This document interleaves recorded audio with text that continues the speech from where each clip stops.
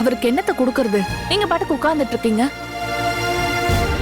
நம்ம நிவின் தானேன்னு இதெல்லாம் யோசிக்கல கங்கா.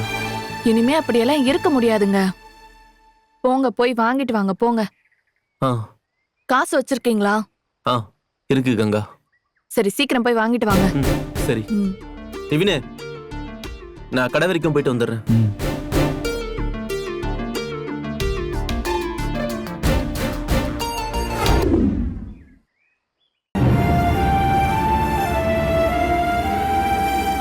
தம்பி, பலகாரம் எல்லாம் சாப்பிடாம கையிலே வச்சிருந்தா எப்படி? நிவினே சாப்பிடுறா. இனிமே உன்னை மரியாதையோட தான் கவனிக்கணுமா? இந்த வீட்டு மாப்பிள்ளை ஆயிட்டல்ல. ஏண்டா குமரா, நீயும் இந்த வீட்டு மாப்பிள்ள தாண்டா. ஓஹோ, அதனாலதான் எனக்கும் பிளேட்ல ஸ்வீட் வச்சு கொடுத்தாளா?